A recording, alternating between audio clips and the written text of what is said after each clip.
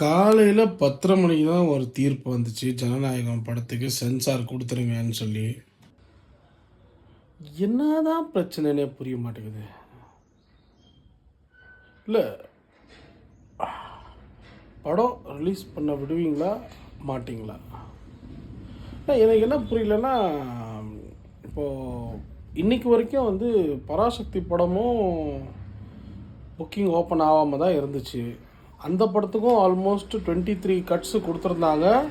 இத்தனைக்கும் அந்த படத்தோட டைரக்டர் சுதா வந்து கட்ஸு எல்லாம் ரிஜெக்ட் பண்ணியிருக்காங்க. எங்களால் இவ்வளோ பண்ண முடியாது, அவ்வளோ பண்ண முடியாதுன்ற மாதிரி பிரச்சனையும் போயிருக்கு. இதெல்லாம் தாண்டி அந்த படத்துக்கு சர்டிஃபிகேட் இன்றைக்கி கொடுத்து அந்த படம் நாளைக்கு ரிலீஸ் ஆக போகுது. ஜனநாயகம் மட்டும் ஆகலை. ஸோ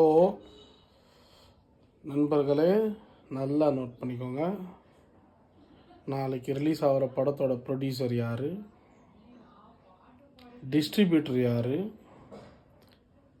சேட்டலைட் யார், எல்லாமே உங்களுக்கு தெரியும். நான் என்னன்றேன்னா, நீங்கள் ஒரு வேண்டுகோளாக வச்சுருக்கலாம். நாங்கள் இந்த மாதிரி ஒரு படம் பண்ணிட்டோம், தயவு செஞ்சு நீங்கள் வந்து கொஞ்ச நாள் தள்ளி வாங்க, இல்லை நீங்கள் முன்னாடியே ரிலீஸ் பண்ணிக்கோங்க.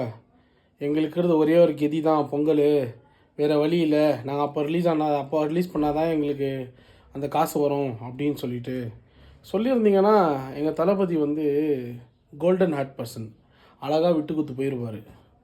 ஆனால் இவ்வளோ கேவலமாக ஒரு ஆட்டம்.